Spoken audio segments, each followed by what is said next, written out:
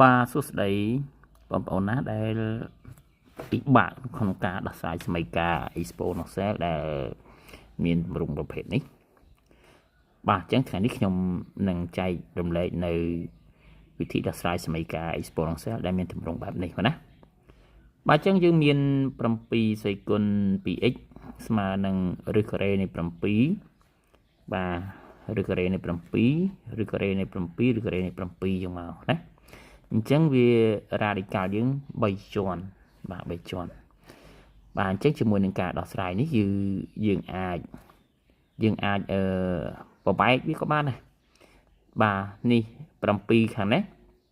ឃើញទេបាទ radical ខាងនេះគឺ7នេះវាមាន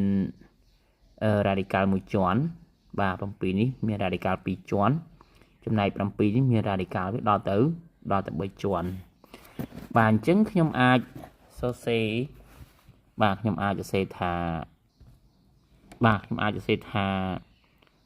7ស្វ័យគុណ 2x ស្មើណា7នេះវាឬការ៉េតែមួយជាន់ទេចឹងខ្ញុំដាក់ថាឬការ៉េនៃ7បាទហើយ7មួយនេះគឺ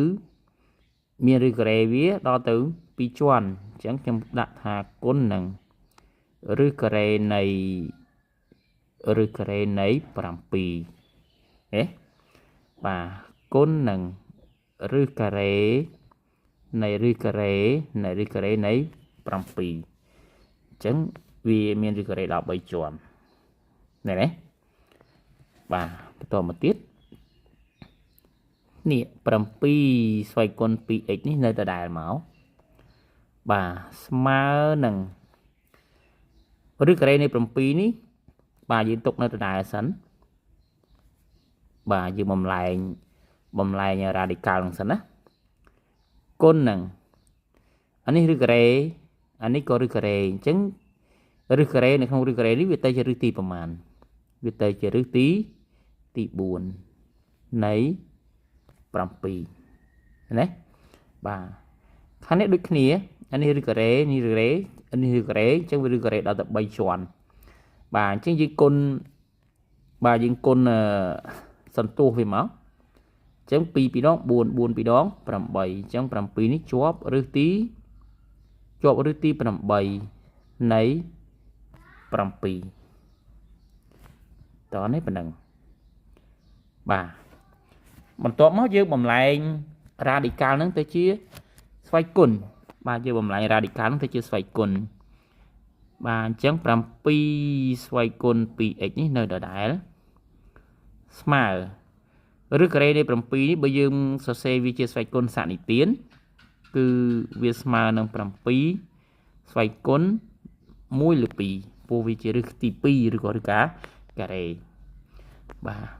ចំណែកឫសទី4នៃ7នេះយើងអាចសរសេរថា7ស្វ័យគុណ1លើ4ឃើញទេ7សេគុណ1លើ4គុណនឹងឫសទី8នៃ7នេះស្មើនឹង7ស្វ័យគុណ1លើ8បាទតោះណាអូខេបន្ទាប់មកទៀត7ស្វ័យគុណ 2x នេះនៅដដែលទៅបាទនេះគឺការគុណបាទនៅគោលដូចគ្នាអញ្ចឹងកាលណាគុណគោលដូចគ្នា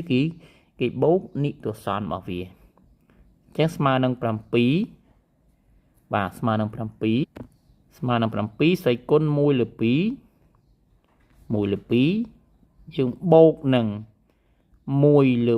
4យើងបូកនឹង1លើ8បាទបូកនឹង1លើ8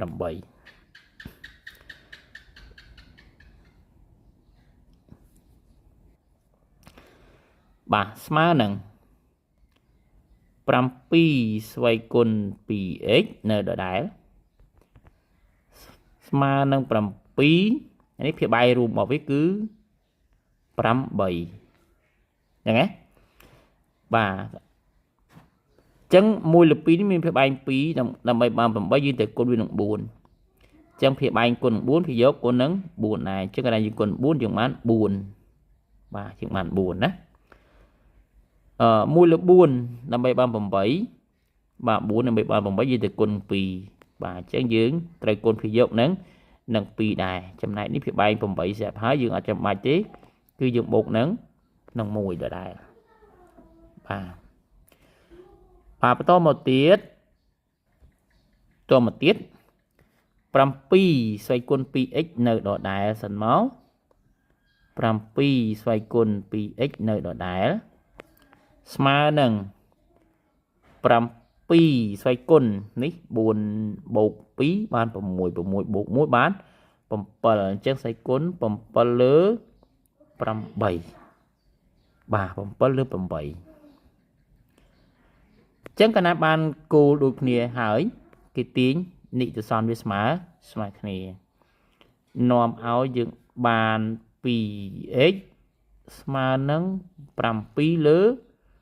8បាទ7លើ8បណ្ដាកន្លែងនេះយើងទាញរក x មកអញ្ចឹង x ស្មើនឹង7នៅលើ8នេះយើងចែកជា